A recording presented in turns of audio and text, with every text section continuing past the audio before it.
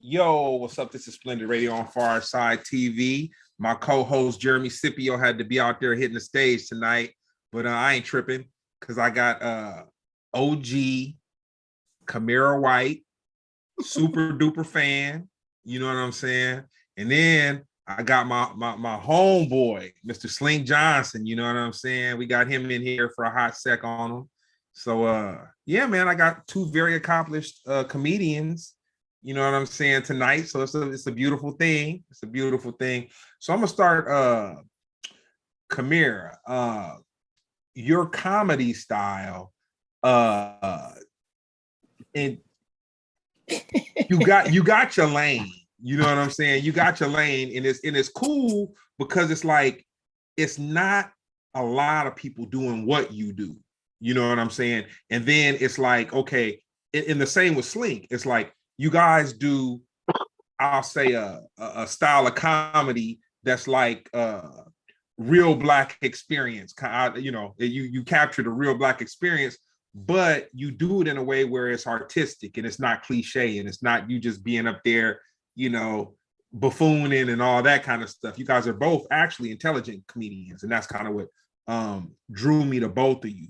So Kamira, how were you introduced to hip hop? I grew up in a time where I think hip hop was at its peak. Like I grew up, I'm a 90s baby. I grew up with Tupac, Biggie, that whole East Coast, West Coast thing. But even before that, just everybody. And I remember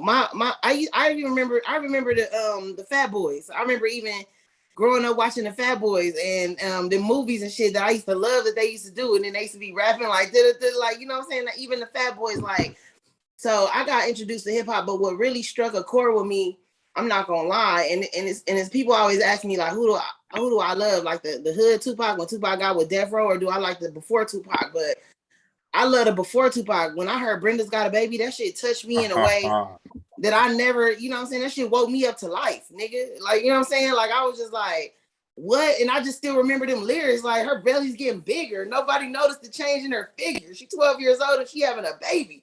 Like, and I'm like, and that shit just like, and it was just like, it's crazy. And then when I watched this movie and I saw that they didn't even want to put that song out, that's what really made me start listening to hip hop. And it made me realize that hip hop is not just music. You know what I'm saying? It wasn't just music. It was our hood crying out. It was our artistic expression. It was our culture. It was our culture captured.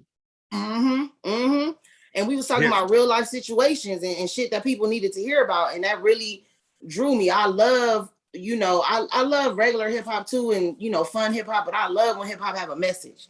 And I think that's why I'm the kind of comedian I am. I be wanting to have a message, you know what I'm saying, to our people, and to leave a mark and something that, people could think about. You know what I'm saying? Nah, that's dope. That's dope. I think hip hop is kind of like our native drum. You know what I'm saying? It's the way that we communicate with each other. We speak to each other. It's just so crazy that, the hip hop that's kind of, going hard right now is just like all this other stuff, like, the drill music, and then you got trap, and you got, all these different genres. But the interesting thing about it just shows how our people are very talented because they'll excel at trap. You know what I'm saying? Like, yeah. I remember when I first started working with Jeremy, he had one of his guys on, and he was like, I said, who's your favorite rapper? And he said, well, the Baby and Little Baby. And so, I really didn't know too much about either of them. And then I was just kind of like, does this dude really understand the skill and the craft that's involved in hip hop? Or is he just saying this? And then I went and did my research, and I'm like, damn, the Baby be busted and Little Baby be busted. Yeah, I like Lil Baby. Lil Baby is hard. You know what I'm saying? I even remember JJ Fad, nigga. I remember I'm what, nigga? Yeah, like, I remember all that shit. But I'm a big hip hop fan. I remember I stood in line at Tower Records, and I was one of the first people to get CDs. And young kids don't know about that, but we had to go to Tower Records and shit like that when CDs came out. But I stood at Tower Records for Snoop Dogg CD, and I was one of the first people. People don't even know this. I can't wait till I do a Snoop Dogg interview because On his first album, he had a song that wasn't on all the albums. You know what I'm saying? Like on the first 200 albums, he had a song called G's Up, Hoes Down. That wasn't available on all the albums. And then it was only available on a select few. And I was one of the ones that got that few. And you don't even know that, huh? You remember that, huh? You remember that? Man. Only thing I remember is that my experience with a new album was like, I couldn't wait to read the liner notes. Like you wanted to just read the booklet. Yes. Like the booklet was almost as important or equal to the music you wanted to see.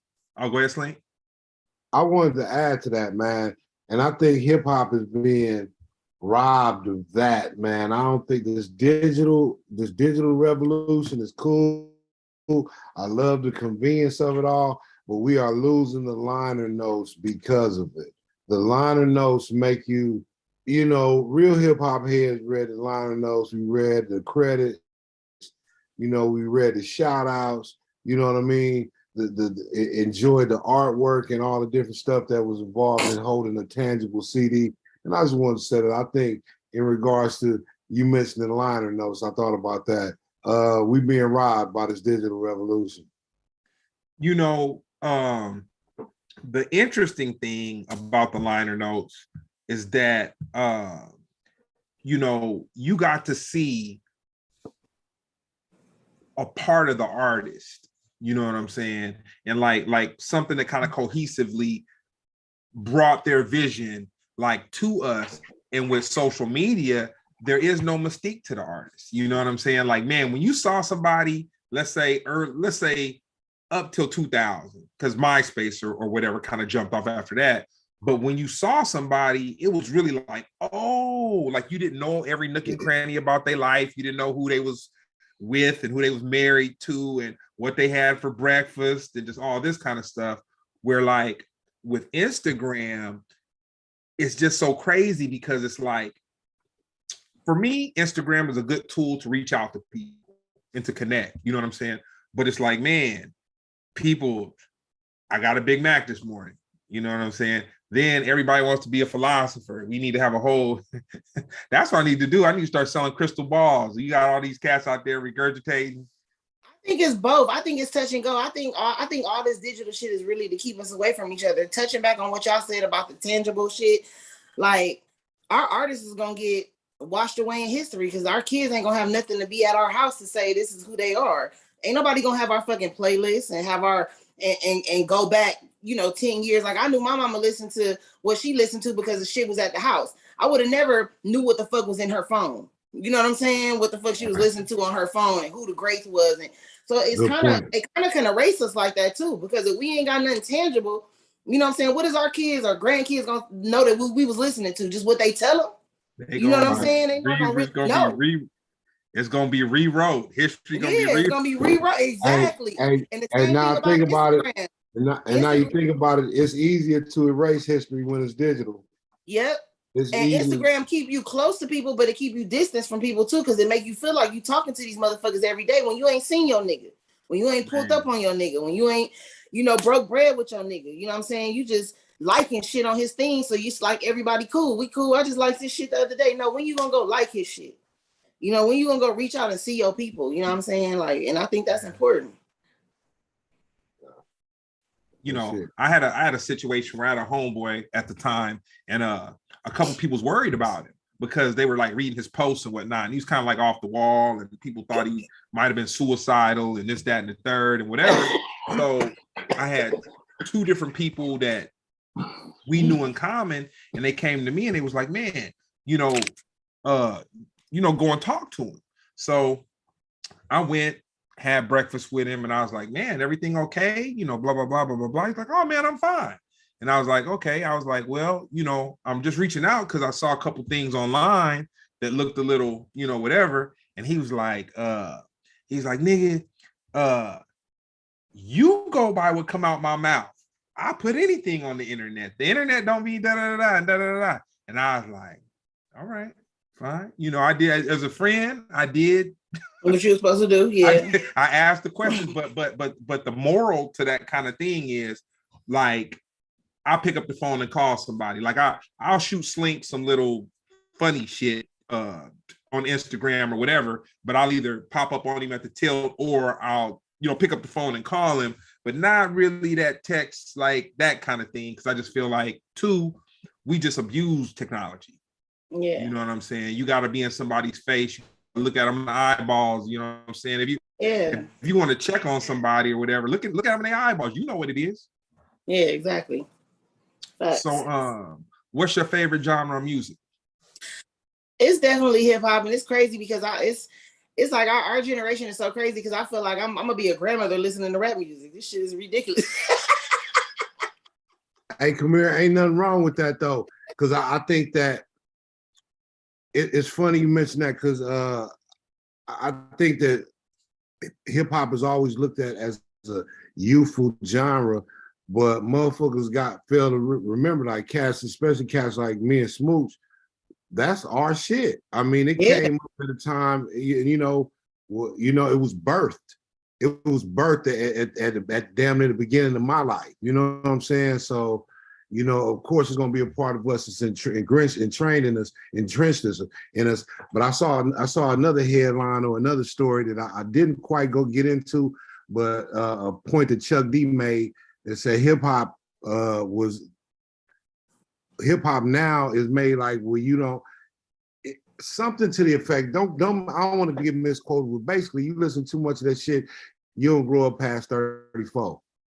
You wake up one day fucked up. I forget what it was. Chuck D, shout out to Chuck D. He made a great point to me. I should go back and try to read that article. But he mentioned something like, basically it's keeping us stunted. And part of that stunning, I think, is the ideology that hip hop is for young kids. Like, it's not absurd for you to be a grandmother listening to hip hop. That is not absurd at all. Because again, that's the music of our generation. However, what we allow it to do or what we allow it to prevent us from doing is on us as individuals. Yeah. It's a trip because I look at these kids now, not to be the old fogey old dude or whatever, but it's kind of like, man, they don't have the mall experience. Man, I remember catching 3-4 buses to get to the mall. You get to the mall, you hang out all day, even if you're not buying clothes. Like now, these kids are a little more privileged, so they can go to the mall and actually have money to buy stuff. But like, we go to the mall. Man, we find 3 or 4 spots to post up, move around the mall. You may get you a beverage or something like that. And then you take your little 35 cents and get your transfer and hop back on the bus and do whatever. But that experience caused us to interact with each other. You know what I mean? Yeah. And then to just learn life. Shit, you riding on the bus, shit, you might get banged on. You know what I'm saying? You might see somebody get banged on that'll teach you what to do or what not to do, navigate the life. Yeah, survival skill. Yeah. But the youth of today, the way that they interact.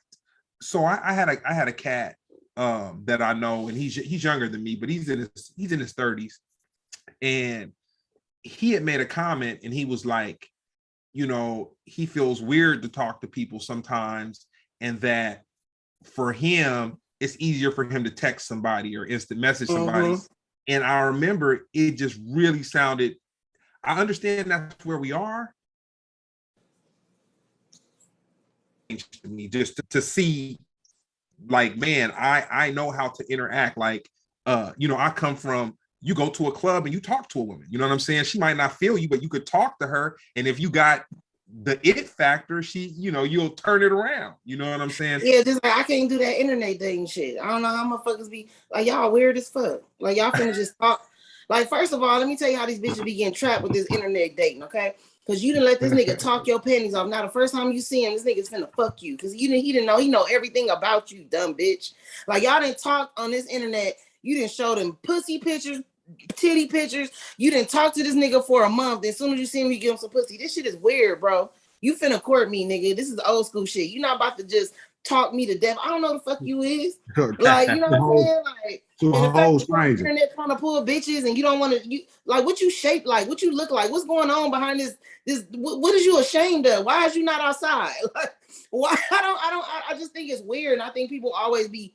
It's something within them That's why they went, I'm an internet date first. Like, nah, fuck that. I need to see what this nigga is about. I need to see if we can communicate. I need to see if we can have a fun time. If he awkward, I need to see what the fuck going on. Who your grandmama, nigga? What the fuck is going on? Hey, that's it. Me being in Mississippi, first question somebody asked you, who your people? You know what I'm who's saying? Your people, nigga?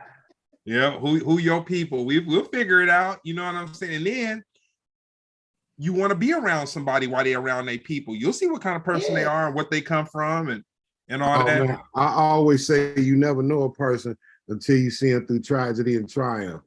You have to see them through tragedy and triumph. Like, you know, motherfucker, you meet a motherfucker one kind of way, as soon as you get them a couple dollars, and they be acting different. You know what I'm saying? Or you meet a motherfucker one kind of way, and as soon as one thing go bad for them in their life, they flash out or just ghost everybody. You know what I'm saying? So you gotta know, you gotta see them through tragedy and triumph, man, and just pray that they pretty even through you know all them different occurrences. But you know, that's just this weirdest microwave generation. Everything fast, everything quick. And I feel like people not vouching for you. Why is you on the internet? Like, motherfucker, if somebody likes Slink and they be like, oh, Kamira, what's up with Slink? Oh, he a cool nigga. You know what I'm saying? Where's your social circles? They ain't vouching for you.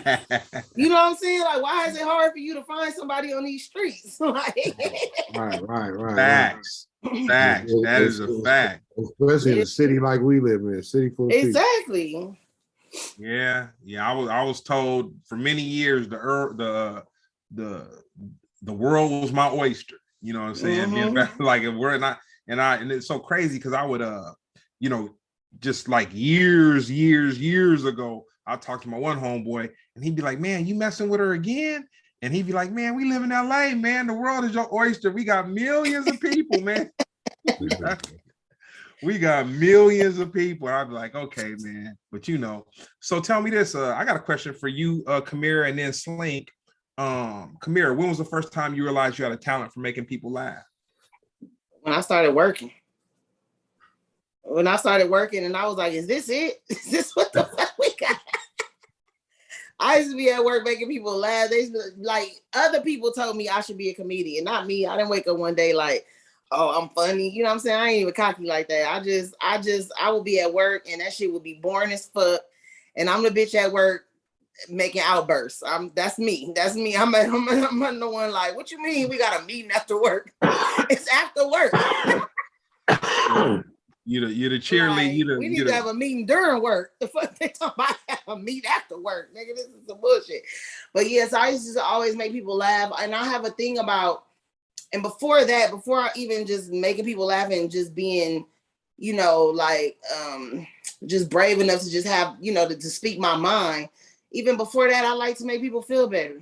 Like even as a young child, or, you know, if somebody was feeling bad, I would be like, it's gonna be okay. You know, I would always, and I saw that in myself. And then it turned into comedy, but just I was always concerned with somebody's well-being and something like you good, like, you know what I'm saying, like what's up with you, like trying to make it better. And I've always been like that. I don't know why. Shit, I'm maybe trying to make shit better for me, but hey, niggas ain't reciprocating for shit, right? So you know, I like making shit better.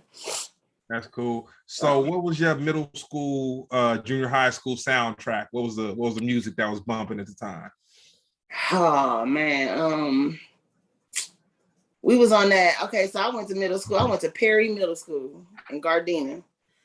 And I mean the soundtrack for Perry Middle School was fight every day, nigga. That's what we did up there. I don't know what the fuck. I just knew every day I was gonna have a fight. I was prepared. I wake up like, get your shit together. We got about to be a fight. At Perry. Yes, Perry. So my mama tried the little private school for a second, and then I wasn't fitting in there. And then I went to Perry. Yep, Perry was my school. And then after that, I went to Sarah, and she put me right back in private school.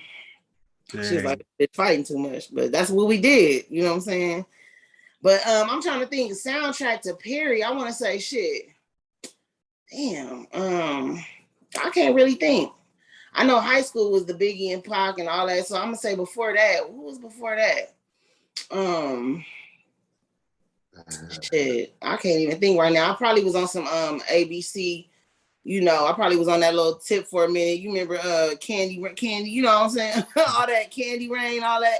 I think I was like, into that a little bit, ABC, BBO, crisscross and all that shit coming up. Well, I think that was a little after high school, but yeah, that was like kind of my little, Damn. Yeah. I think I would never lie. Yeah, immature, all that shit was really out back then. That, you know what I'm saying? Brandy, you know what I mean? I think that was Moesha, nigga was doing the Moesha. She know how to make me feel old. I'm like, damn. Me too, Greg, because I'm over here thinking about what my junior high, nigga. Shit, nigga, I don't even want to say it, nigga. Man, yeah. I'm over here like, dang, I'm like Run DMC. You know what I'm saying? Yeah, that stuff. So when you graduated from high school, Kamira, what'd you think your path was gonna be? I went to Hampton University after high school. And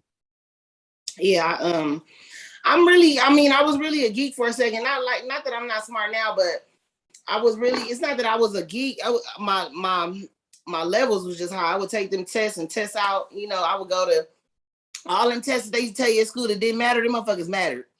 Them little, because that's how you get, that's how they find out who's gifted or not. And that's why them fucking teachers used to tell our black asses them tests didn't matter. You know what I'm saying? I be tripping off a lot of shit now that I'm older. You know what I'm saying? Like, nah, bitch, them regular tests didn't matter. These tests matter. I could have tested out this motherfucker. You know what I'm saying? But I went to Johns Hopkins University for like summer programs. I would test so high on them little levels, they would just pull me out. I was in gifted and gate my whole life. You know what I'm saying? Like but when I got older, it was the niggas. It was the niggas that brought me down. I ain't gonna lie. It was Wow. All I wanted to do was be my baby daddy bitch. That's all. I ain't gonna even lie. All that shit. Like I just wanted to love him and be his girl. But I went to Hampton for a little while and then I started missing that nigga.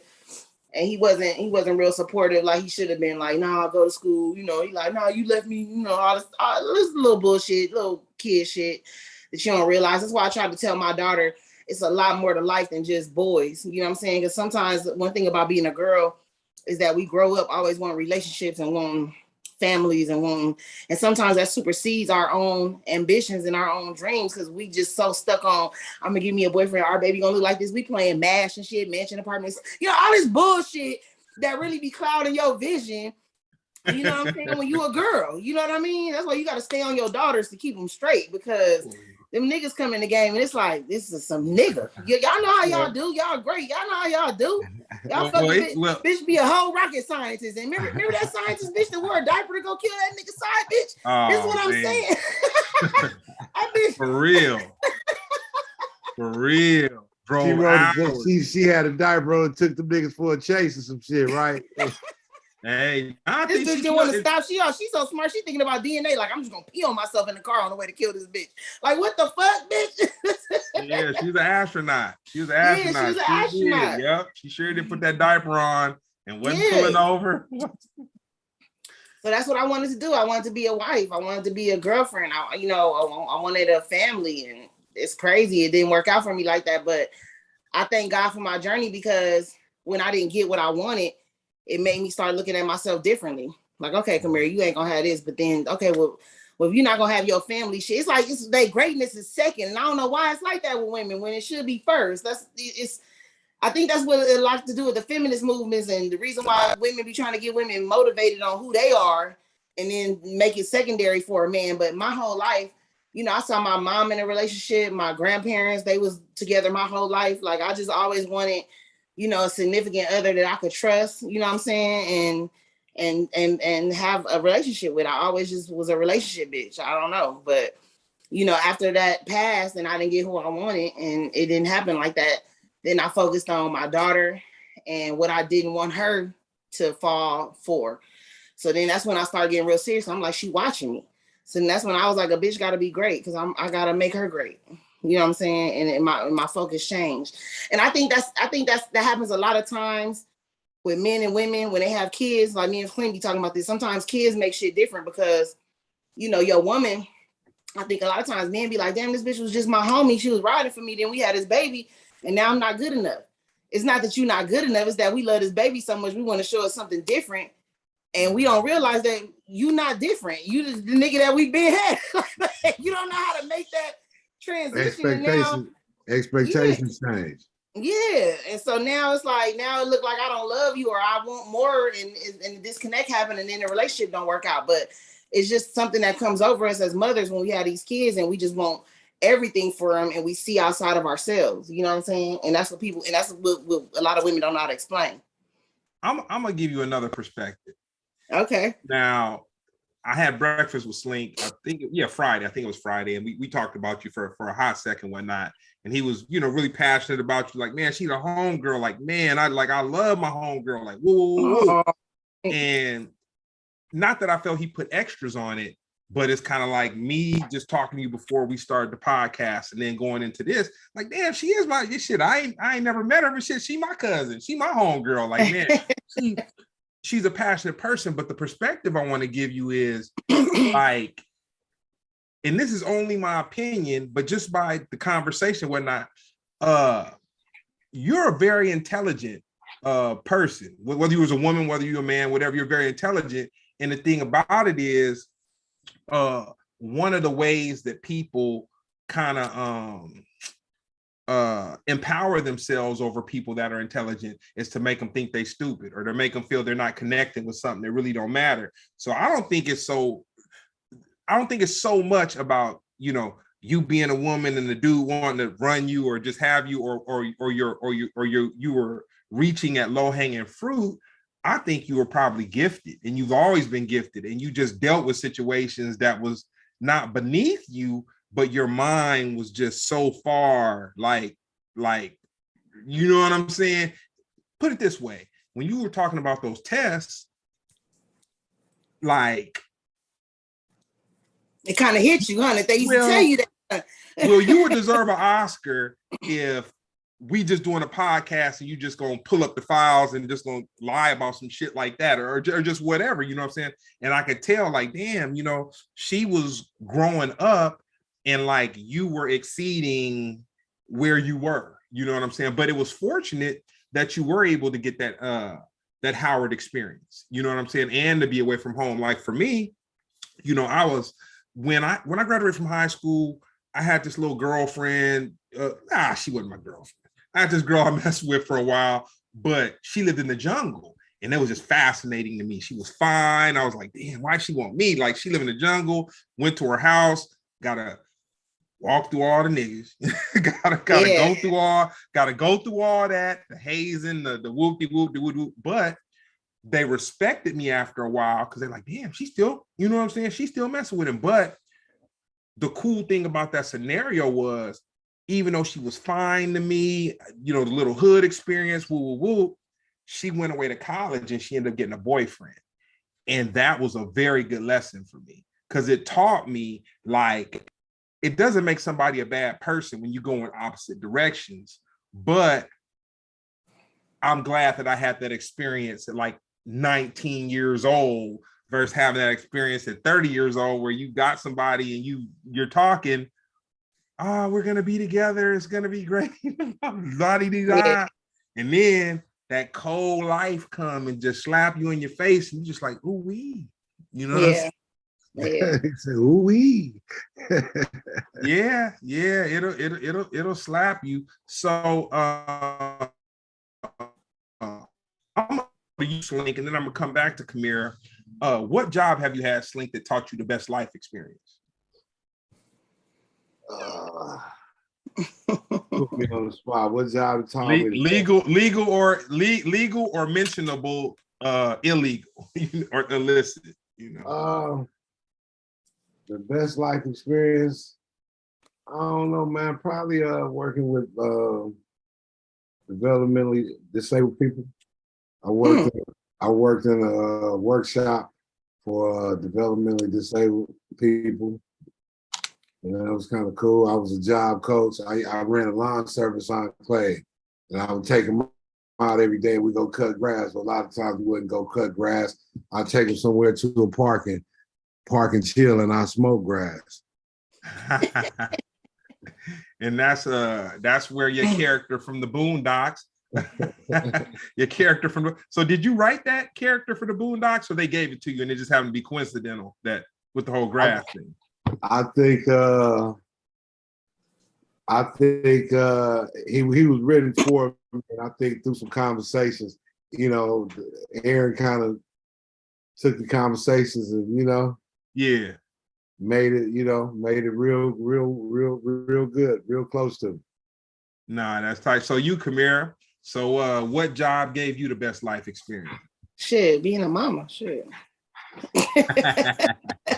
But on top of that, working retail, I would say because it showed you supply and demand, and it showed you how these companies, how they maneuver, and how it's a trip because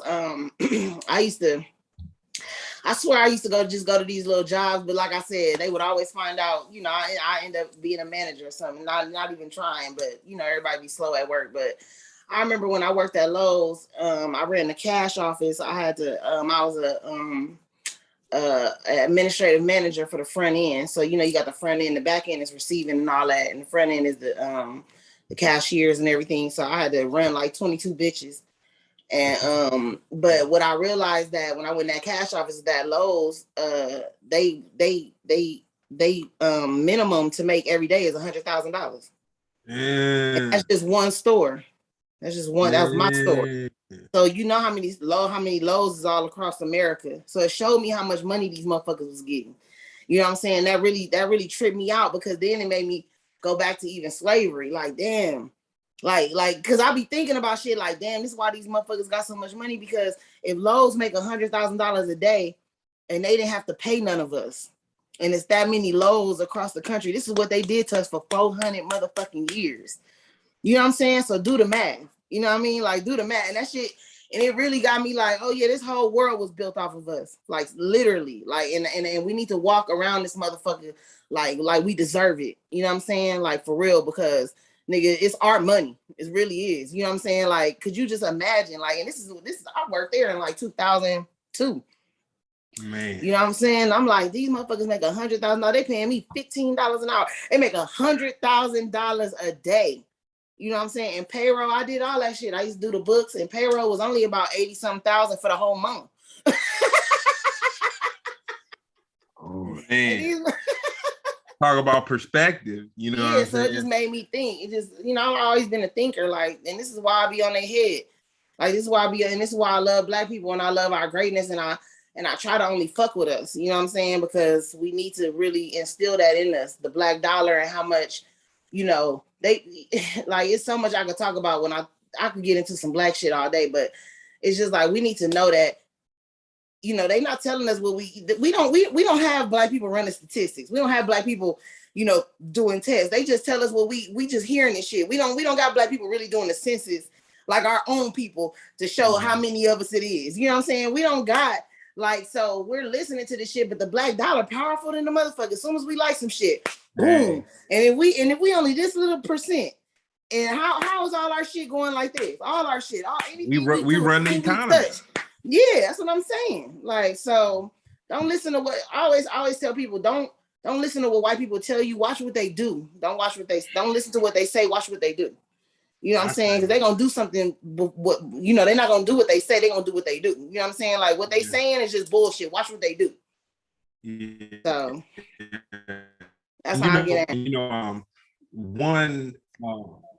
One word of advice that I give to people that I talk to that are trying to negotiate for stuff and trying to do business, but maybe they really don't know too much about business. I tell them, before you go to somebody to talk business, think about what you want out of the deal, because the way that most people come up off of people is that they know what they're willing to give and they know what they want. So a lot of times people get all happy and giddy just to sit at the table. Like for me, when early in my management career, dealing with hip hop and whatnot, I'd be like, dang, the older white dude invited me to Beverly Hills and to his studio and to talk about all the publishing and kind of show me around the office. And then we go to lunch in his Rolls Royce and all this, that, and the third.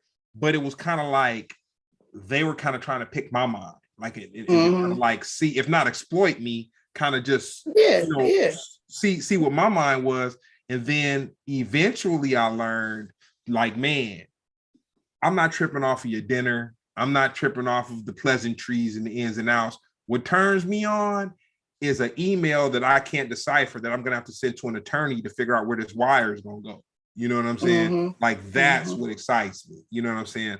But all the little pleasantries and the nuances and me seeing your, like, we had this one business manager, and he'd invite me out to his house, and his wife was a masseuse. And he happened to be one of them people that Kanye ain't going crazy about. And he'd invite me out to his house, and I could tell, like, me and Brown would kind of be the only dudes that he really talked to for real. And then I just kind of be like, dang, it's not that he's our homeboy. It's more like he just sees us as a resource. You know what I'm saying? Yeah. And but as Black people, we're not taught that we're the resource. We got the reverse technology going on. Yeah, like they helping us and we not helping them. Yeah, exactly. We're like, man, we run it like put it this way. When I knew that, and I'll just refer to it as ethnic culture. When I knew that ethnic culture was at a level, I saw a Taco Bell commercial, and it didn't have any men in it. It wasn't like anybody rapping, but it was some girls. But the feel of it was just straight hip hop. And I was like, dude, somebody in a marketing room got ethnic culture and put it in a jar and sprinkled it. I'm telling you, I watch all this type. I watch weird shit. I watch shit I can learn from. So they have this show called, it's like the greatest wars of the stuff that made America, foods that made America, companies that made America. So during the Pepsi and the Coca-Cola war, this was the biggest war in soda history. And what made Pepsi really change Pepsi was the CEO said, I'm finna pay Michael Jackson $5 million to be the head of Pepsi.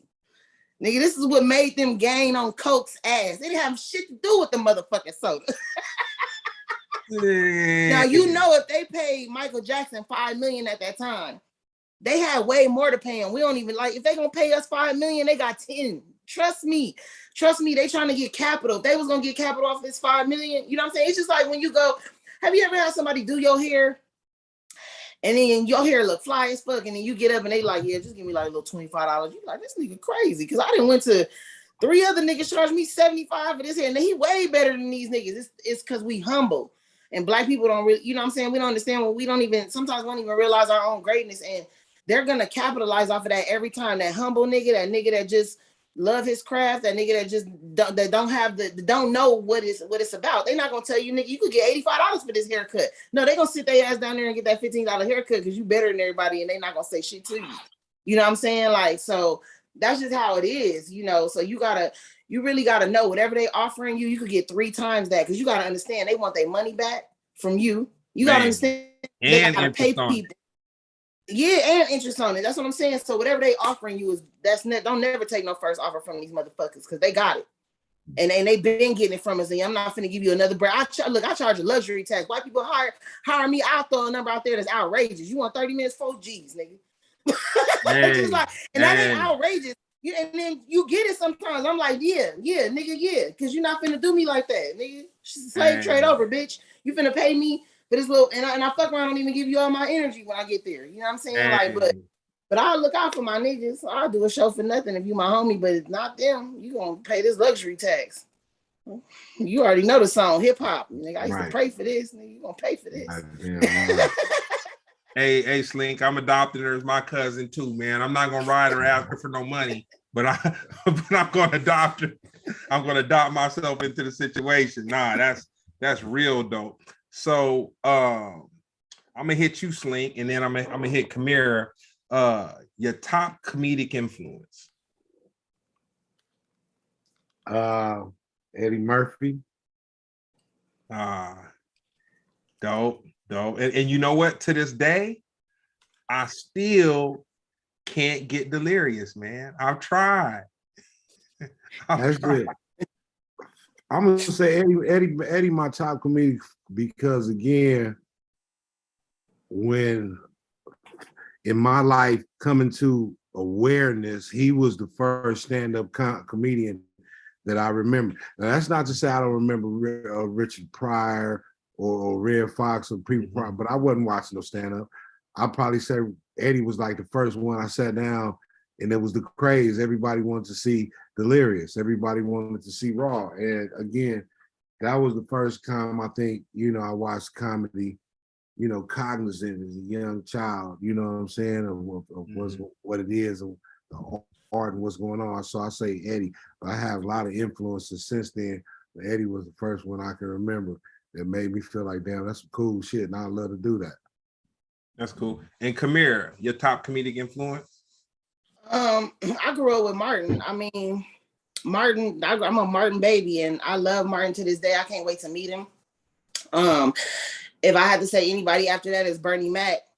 That's one person I wish I could have met. You know what I'm saying? I wish I would have started this craft earlier, but when I really dig into it, like now that I'm a woman and I really know about comedy, one of my heroes is Miles Mabley, because I mean, she did it when, she was getting $20,000 a show, and this was back when they wasn't paying niggas for nothing. You know what I'm saying? And I admire her the way she captivated those audiences and got on those big stages and the shit that she had to go through, because a lot of people don't know Miles Mabley was a lesbian. That bitch used to dress like Cab Calloway and had a bunch of bitches with her every time she went. No idea. Yeah. That all that granny shit, that was a character. That bitch was a cold.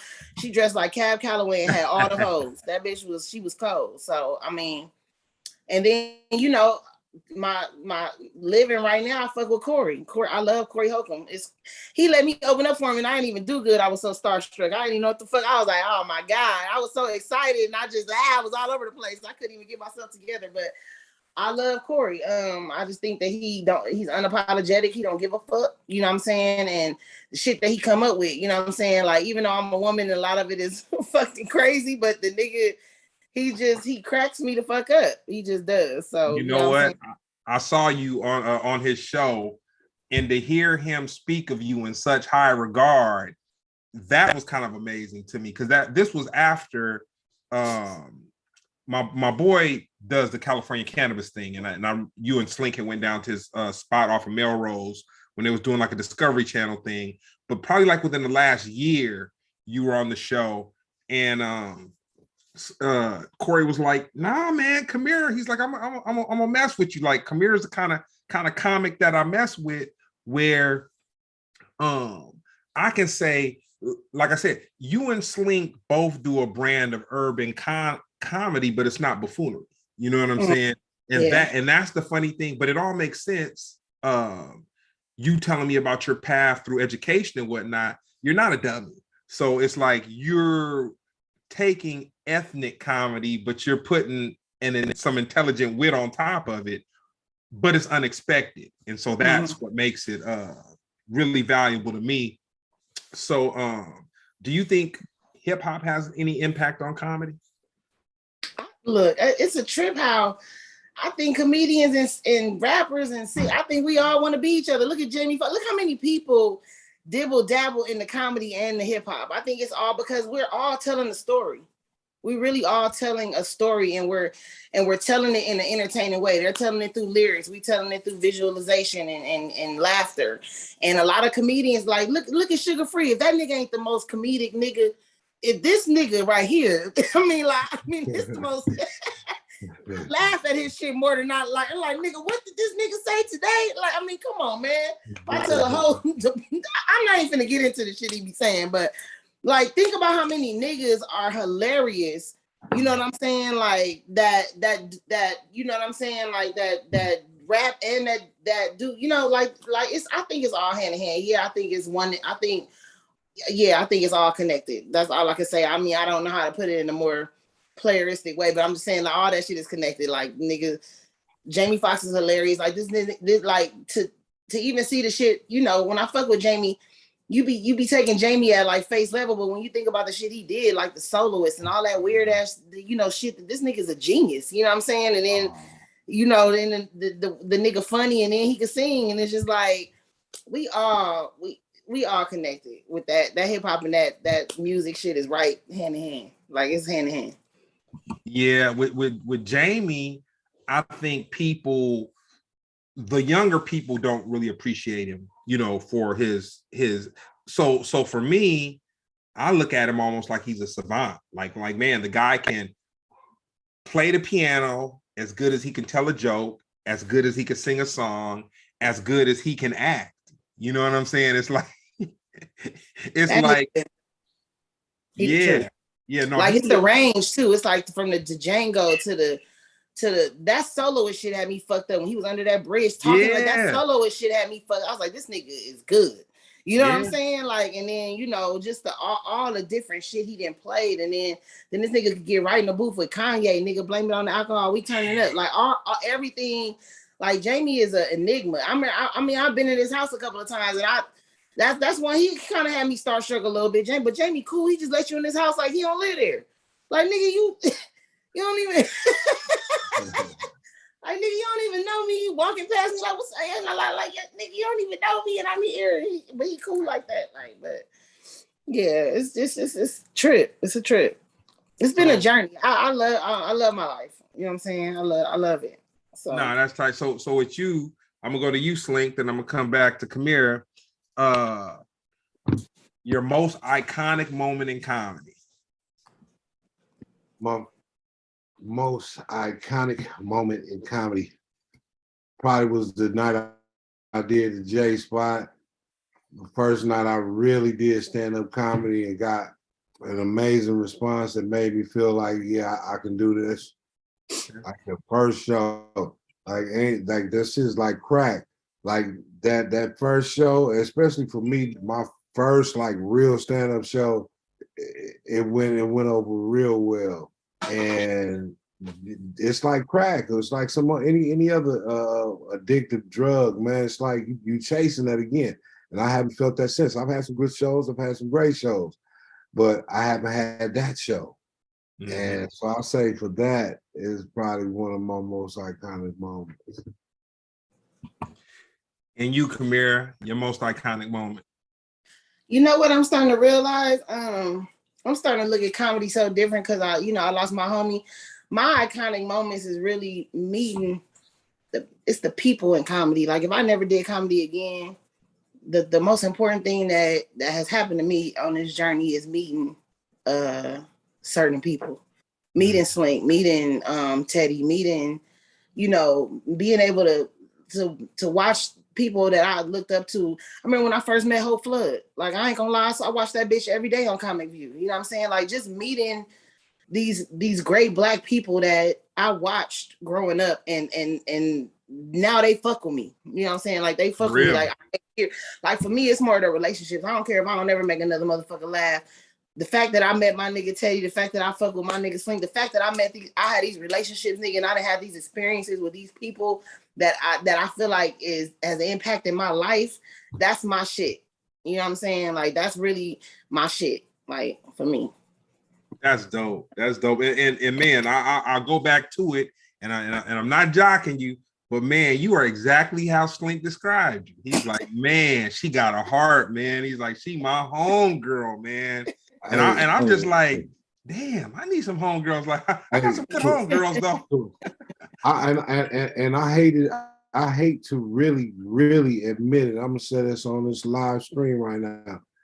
It was like in light of losing Teddy, like I seen how tight y'all was, and in light of losing him, I seen how hurt you were, and that it's fucked up. But you see how much a motherfucker love a motherfucker, and then different things start becoming apparent. Shit's like, wow, I didn't know, it was that deep, and that made mine for you even that much more. You know what I'm saying? I hate to put it like that, but sometimes in death, in death, we, again, that's another evolution, an evolving moment. Evolution, yes, another evolution. It's like, damn, you know what I'm saying? And that's one thing, again, Kamira, I wasn't knowing the depth of what you and Teddy had going on, just as far as, you looking out for him how you did. I didn't know that. But then, things had, like, damn, my niggas, you know what I'm saying? And that right there made me just feel like, you know, I'm glad that you my friend. You know what I'm saying? Yeah. That's some real agape love right there, you know. Like, and I kept expressing that because too many times motherfuckers be getting shit fucked up, like, oh, she fucking with him or they was fuck. Nah, and I be telling it wasn't even that type of party, my nigga. But motherfuckers, love is just so rare. Yeah, people always think it's tainted. Yeah, niggas want to hate it some kind of way. They want to turn it into something else. But nah, you know, both of y'all got huge hearts, man. You guys are a special tribe. You know what I'm saying? You guys are really a special tribe. And like, it reminds me of the partners that I have. Cause I'm not cool with new people like that. I really don't like, man, like my dude Big Boy, you know, I'm subtracting more than I'm adding at this age. You know what I'm saying? Like, man, I don't really need no new friends. You know what I'm saying? I really don't need no new friends. And then the ones that I got, there's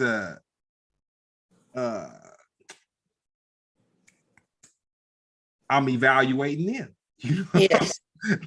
like, you know, how much of my space should be devoted to this situation. You know what I'm saying? What they do for me, because I'm the kind of cat, you call me at 2:00 in the morning, 3:00 in the morning, I'm not grunting, I'm not hemming, I'm not hon. If I gotta hop in the whip, I'm hopping in the whip, I'm coming wherever you gotta be at.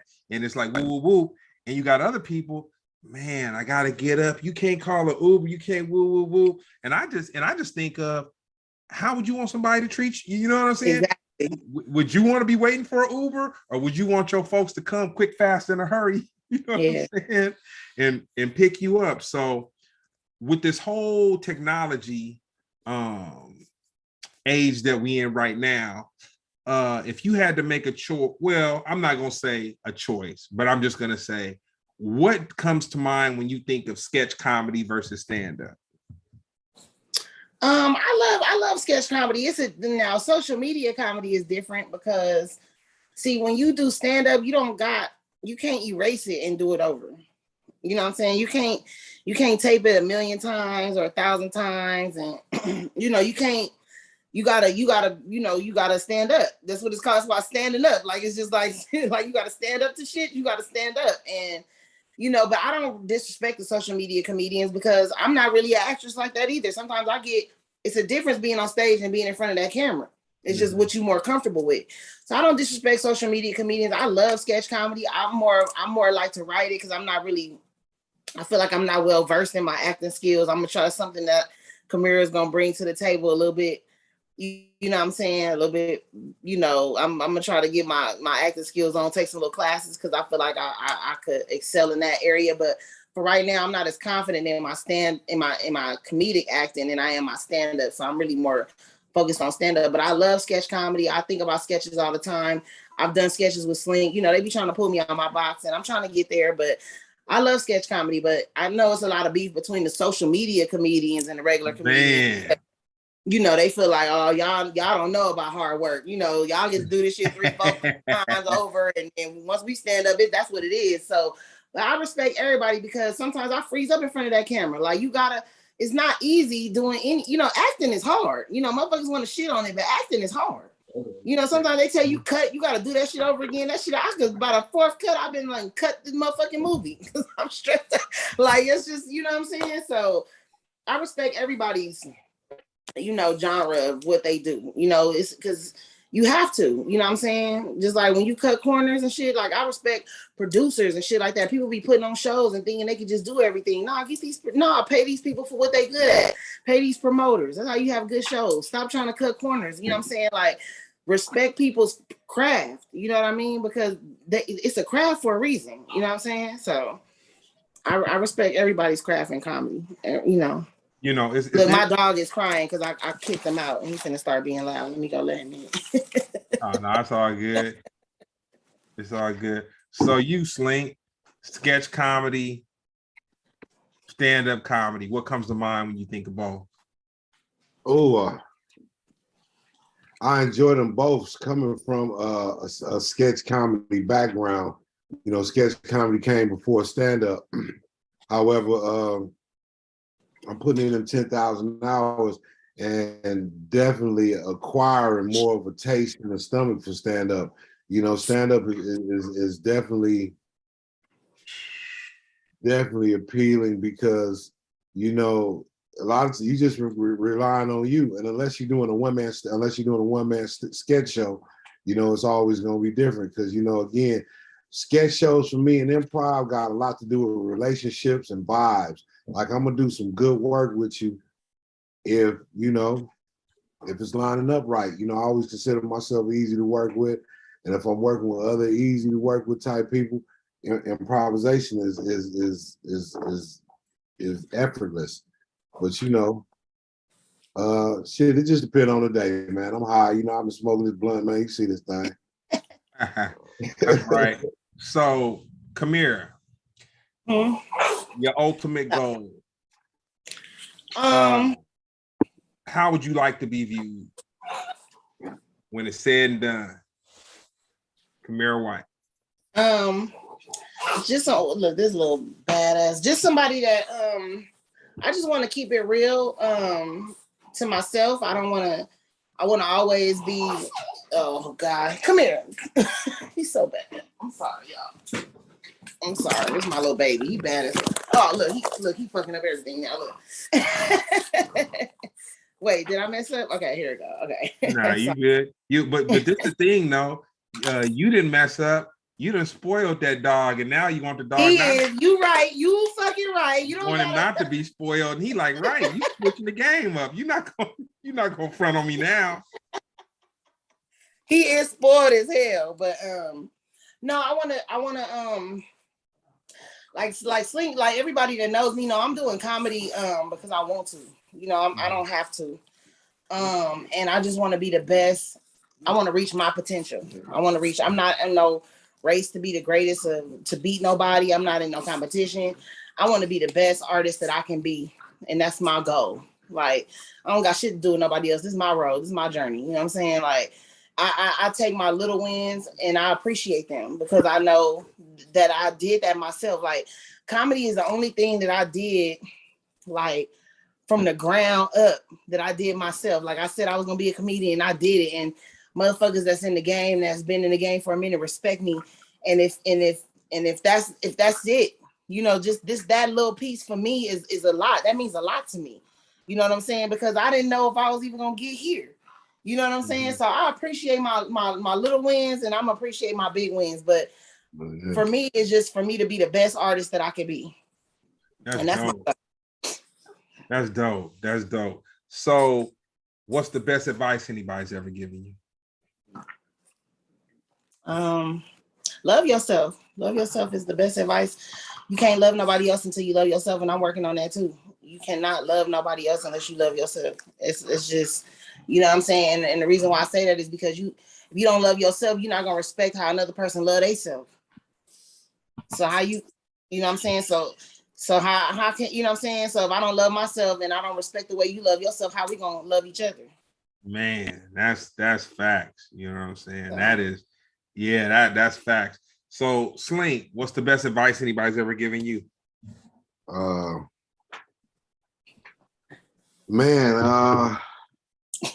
Look both ways before you talk. Yours. Fuck bitches, get money. I don't know, man, because, you know, sit here, especially getting that question from you, you know, again, after a lot of the conversations we've had, you know, you've offered me a wealth of advice personally, man, and I think in my years, I can't come up to with no one specific piece of advice other than to say that, you know, all the good advice is a sum of who I am today. And that's right. So, you know. Nah, that's tight. That's tight. I want to give a shout out real quick, man. Ben Frank been lighting up the chat. You know what I'm saying? You know what I'm saying? So, Frank, what's up, baby? I was gonna say shout out to Jeremy Scipio too. I fucks with Jeremy. Yeah, man. I fucks with Jeremy. Yeah, he trying to do his thing hard, man. You know what? I forget if it's the Laugh Factory or the Comedy Store. What's in Long Beach? The Laugh Factory or the Comedy Store? Laugh Factory. Man, let me tell you something. it's just not promoted properly, man. That is a nice venue, man. I've done Long Beach a lot. Yeah, and they not as bougie as Hollywood. but it's crazy because it seems like it should be popping, and it's like I've been there a couple times. It's been cool, but I mean, it's right on the water. It's pretty and. But Long Beach got cleaned up. It used to be, Long Beach. Long Beach. It's probably a blow soon, but Long Beach, Long Beach wasn't all that. They cleaned up LA and they charge you for it too. They charge you for the cleanup. That's right. So, Kamira, did the pandemic create a writer's block for you, or were you able to thrive? No, you know what? By the grace of God, me and Precious have a podcast. Y'all know our podcast On These Hoes. And On These Hoes kept these hoes afloat, kept these hoes relevant and afloat during the pandemic. And it's just crazy how when stuff you create really, starts working for you, in the long run. So it kept us afloat, it kept us paid, it kept us, relevant, and it kept the people happy. You know what I'm saying? People loved us for doing that during the pandemic and giving them something to watch, and so I appreciate our podcast. I love Precious.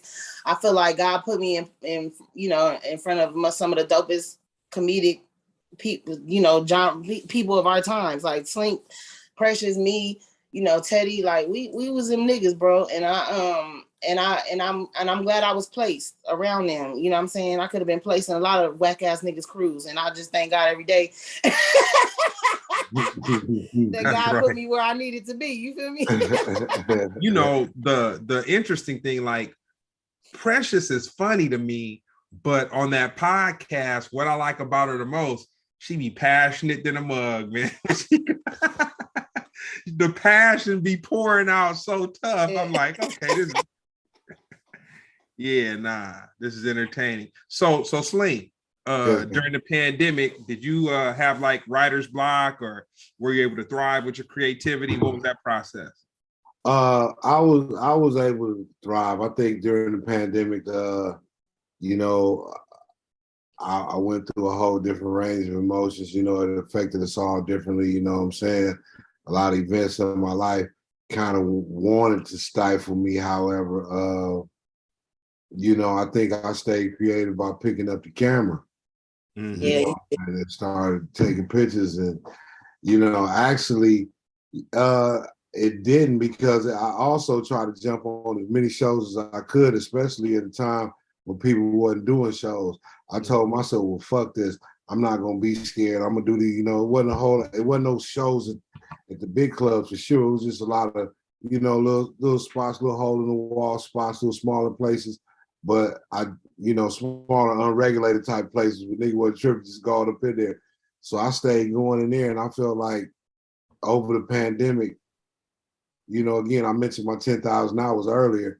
Over the pandemic, I was earlier in my 10,000 hours, and I could see the hours paying off now. You know what I mean? So I'm glad that I stayed going and, didn't let it stifle me, and picked up the camera. And got some little editing skills on it too, man. You know what I'm saying? Oh yeah, a little bit. Hop in front of the bay. And you know something funny? I told you Slink, but so Kamira, I know Big Jaw's two older brothers. And it's funny because I did not believe he was their brother at first. And my homeboy's like, no, man, Jaw's my brother. And I'm like, damn, y'all. But his, because he like the big one. They like twins. Yeah, giants. They giants. Yeah, his older brother, man. We both had Jettas back in the day, man. Used to go to our little college jams and all that. And then Malik, and it's crazy because all of them are talented, man. Like his one brother Malik is a very talented musician. He sings and plays the guitar. So Kamira, if you were to have a biopic, what would be the name of it, and who would you want to play you? Damn, who would I want to play me? I don't know. Shit, I'm kind of selfish. I probably have my daughter play me. Because I don't know who else could play me to a T. I wouldn't trust nobody else with my character. Like, Hey, Ice Cube did it. You know, other than my child. Yeah, that's what I'm saying. Ice Cube, you never know, you these hater ass niggas. Like, nah, but it would probably be her. You know what's funny? It's crazy because that should be passed down. My daughter funny as hell. She funny as hell, so. But she a nurse though, but she funny as hell. What would be the name of your biopic? You know how I am, Kamira. It would be Kamira. What you mean? It would be Kamira. or I might date it. It might be like 1999 because that's when I felt like I really broke out into my, I was after high school. That's when I really started becoming a woman. So I could, as she was out there being bad. Yeah, 1999. It could be that was the start of my life. Everything before that happened, my parents wanted to happen. You know what I'm saying? So so you Slink, if you had the Slink Johnson biopic, what would be the name of it and who would you want to play you? Oh, well, if I did Slink Johnson and I'm alive to actually see it happen, I'm gonna play my motherfucking self. We're gonna get some CGI just like they did. God damn it, all them other niggas, Will Smith, and goddamn it, we're gonna get some CGI because ain't nobody can fuck my shit up. You know what I'm saying? That's right. To get some CGI, gonna get some of the wrinkles out, bump the gray back down, put my hairline back down in my eyebrows again. You know what I'm saying? Man, that's right. So Kamira, one of my partners had a situation where he ended up getting his social media taken, held hostage, all kinds of other just. And I did too. It took my shit. Go ahead. So that being said, I ended up having a podcast about that, like after it happened to him. And I had another guy who it had happened to also. And it was a trip because I had gotten a call in the morning, like really early in the morning. And then I had got another call around 7 in the morning. And then I got the two people that it had happened to, and I got them on the phone together. And I just couldn't wrap my head around it and I couldn't understand it. But after listening to them talk for like 40 minutes, I was like, it wasn't just some basic, there was a level of skill to it. So with that being said, I came up with a version of the podcast called Monkey Hustle Chronicles. So the Monkey Hustle Chronicles is either the craziest hustle that ever happened to you or the craziest hustle that you saw happen to somebody. You don't got to mention names, and it could be somebody, quote unquote, that it happened to. Oh, but this the thing. And I do it every podcast. This right here, it may look like a brick to you, but to me, it was one of 3 camcorders that I purchased at a Wendy's. You know what I'm saying? For a couple $100 a piece. So with that being said, give us a Monkey Hustle Chronicle. You know what they was really hustling back in my day? It was that Section 8, boy. I ain't gonna lie. That was a single mother's dream right there. You need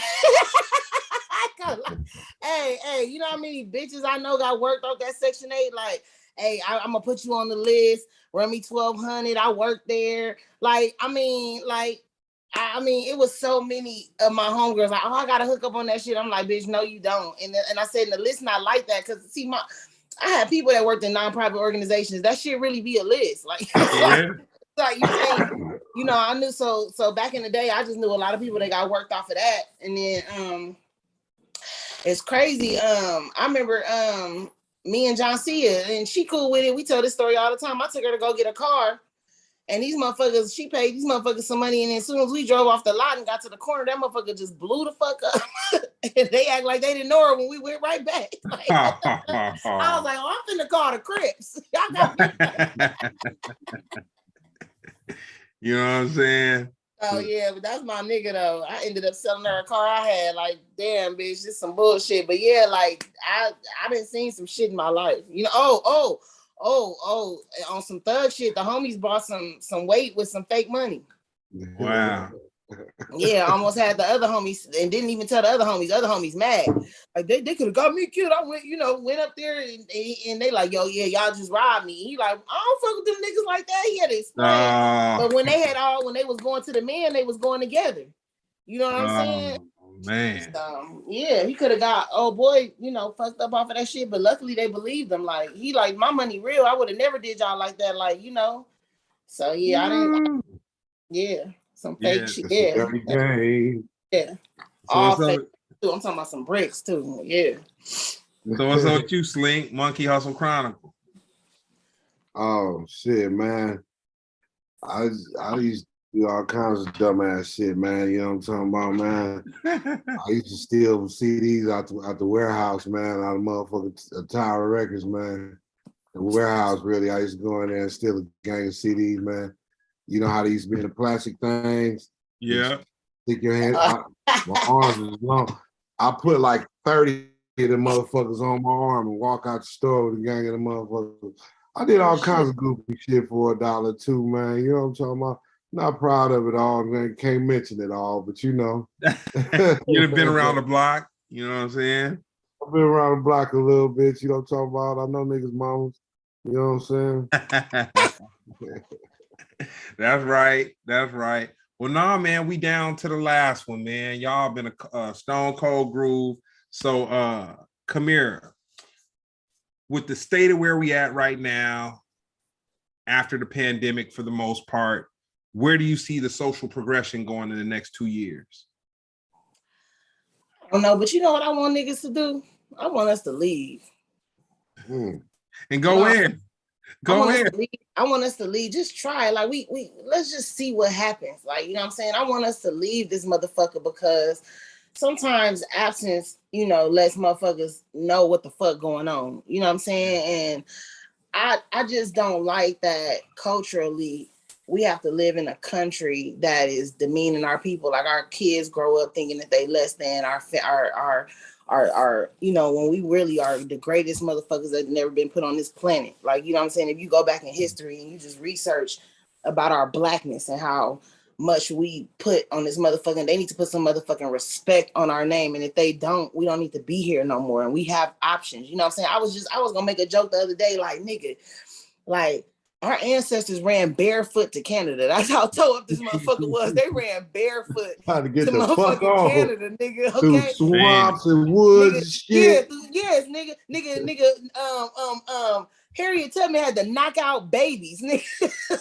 Sleep babies that was crying, nigga, just so we could get out this motherfucking. Only thing we gotta do is book it through Expedia, and we still here taking this shit. And I don't feel like our ancestors is proud of us right now. You know what I'm saying? Like, we don't gotta take this shit. We ain't gotta watch George Floyd get his fucking foot put on somebody's neck, nigga. We can get the fuck out of here, bro. You know what I'm saying? Fuck these niggas. And I know we built this shit, and I know niggas like, nah, we need to change. We need to do this. But see, culturally, we not strong enough to change it because we gotta change ourselves first. Yeah. We gotta change ourselves first, and we don't even know that. And they have done so much mind manipulating and so much. The food. Yeah, just everything. And I just feel like we can go anywhere, bro. We can go anywhere. We are black magic at its finest. We can go anywhere. You know what I'm saying? And I feel like our brothers and sisters in Africa need us. They need our insight. You know, they was getting played too. When they was playing them, they was playing us, they was playing all of us. You know what I'm saying? So I really just want us to exodus this bitch one day. Just one day, I just want us to get mad and be like, you know what, niggas is out. We out this Hey. Fools need to boycott Hennessy and blunts, man. 2 weeks. 2 weeks. Hennessy and these motherfucking institutes will fall if we leave this bitch. They try to act like we ain't shit. They will fall. Okay. So I just want us to get the courage, and I just want us to get into our blackness more. That's what I really want. You know what I'm saying? So we know who we really are and not what they tell us we are. So that's my little last statement. I don't know about social. I don't know where the social change going, but I just know for blackness, for us, for niggas, we need to, sometimes you just gotta leave that nigga. You gotta leave that bitch. You gotta leave. You know what I'm saying? You gotta leave. You know what I'm saying? Like, let me know. Like, who was paying the rent for real?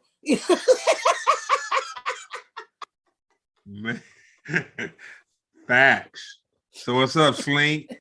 What's up with you? How do you see social progression going in the next 2 years?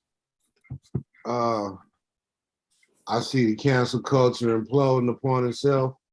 Niggas, you know what I'm saying, motherfuckers, weirdos is about to really get called out, and the cream gonna rise to the top. You know what I'm talking about? That's what I feel, because with all this exposed, everybody seeing this fake shit, man, and again, I believe that culture goes in 30-year spans. What was popping 30 years ago is gonna be popping now. And again, niggas gonna get back to that real shit. Remember the 90s when rap was pure and rap was real and niggas was really, living a certain type of way before the internet, you know what I'm saying? I believe it's gonna be another level of anonymity. There will never be another KRS-One edutainment, man. You're never gonna have a gang of fools say we gonna be vegetarian or at least just get off the chicken, man. Or it's just these fools follow this shit, man. It take the right one to say it, man. But somebody gonna end up saying they're gonna get on this shit. You see these niggas love the sea moss. Now if they just quit taking all this goddamn sea moss and these drugs, that shit don't mix, man. You know what I'm saying? You can't love sea moss and fentanyl, my nigga. This shit is not a good mix, my nigga. You can't be on all these steroids and shit. You out here eating these dick pills. You ain't getting no sleep, my nigga. Talking about you loving sea moss. Talking about you a vegetarian, nigga. Right now, you need a chicken sandwich, nigga. You need some protein, my nigga. Come on, come on. Nah, that's tight. Well, nah, man, I want to thank both y'all, man. Y'all came through and spiced it up, man. You know what I'm saying? I'm sad Jeremy missed it, but I'm glad he's hitting the stage, doing his thing, and furthering his. So you want to give your social shout out Jeremy Scipio. Yeah, we fucks with him. What's up, Jeremy?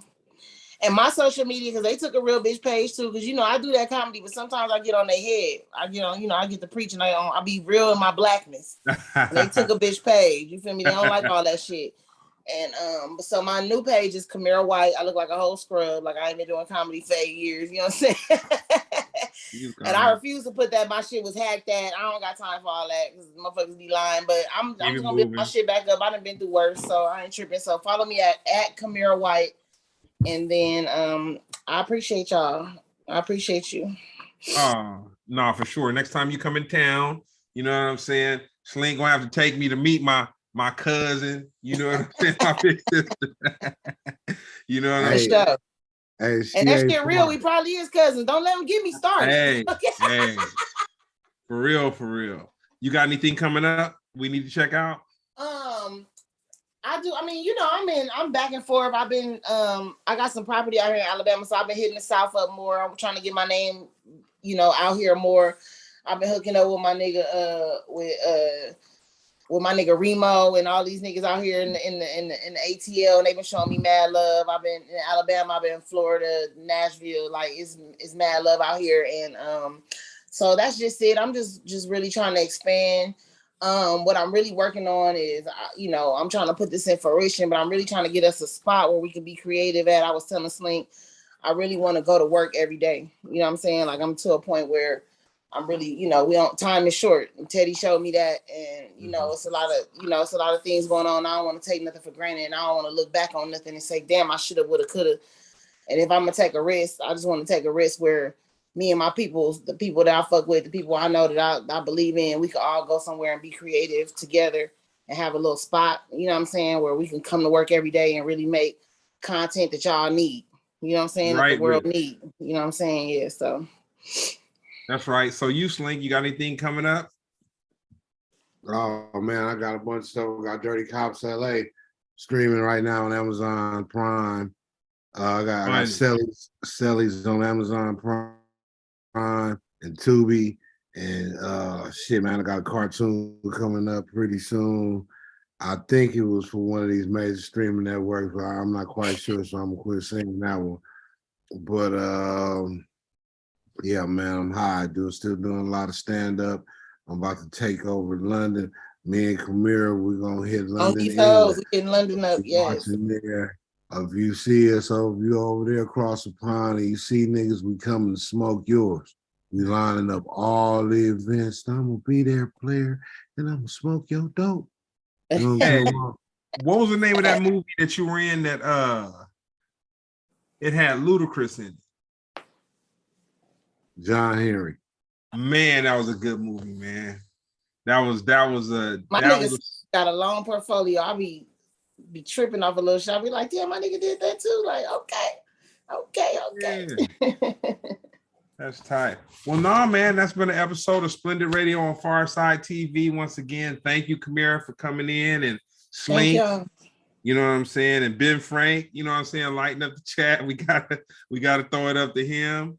Wouldn't be us without him. So no, man, you guys have a pleasant holiday in peace. Right.